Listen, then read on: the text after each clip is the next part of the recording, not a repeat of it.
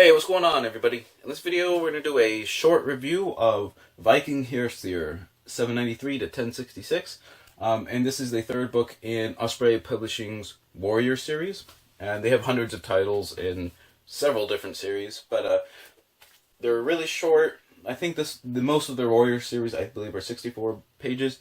And this book is written by Mark Harrison and I believe illustrated by Gary Embleton.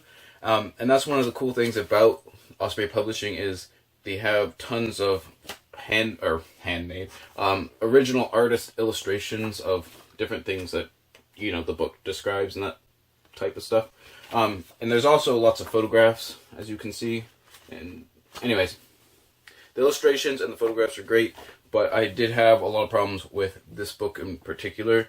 The main one being, even though it's titled Viking Hersir, which was especially a Norwegian, Scandinavian Viking concept, was basically a local clan chieftain, that sort of thing, that commanded maybe like 100 men or so, and went off raiding and that sort of things that Vikings do. But this book essentially was just a book on Viking warriors during the Viking Age. I mean, like, the term Hersir after the first 3 or 4 pages was mentioned maybe once or twice.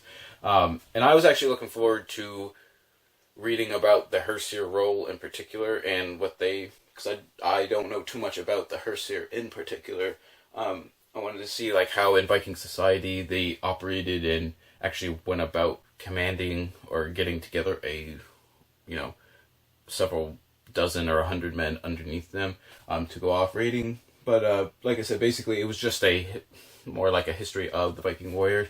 There was a lot of good information on the tactics and strategy that a Viking party would employ, as well as the arms and armor of Vikings themselves. And there's lots of good drawings of Viking sword typology, which for people that are interested in learning about weapons or swords in particular, Viking sword typology is pretty big thing during the medieval period. Sometimes these short books can be a little haphazard at how they're structured, and that's sort of what I felt about this one. It felt a little disjointed, and sometimes the narrative would be broken up by topics such as how to go about collecting Viking weapons and the different museums that have Viking artifacts and that sort of thing, which, I don't know. As good as the information on the arms and armor is, I do wish there was more narrative history on how Vikings operated and Viking Hersirs in particular. But if you're just looking at it as a history of and a description of Viking warriors, you should definitely pick up this book. Just don't be expecting to learn too much about Hersirs in particular. But for that reason, I'm only going to give the book 2 stars because I was looking forward to learning about Hersirs.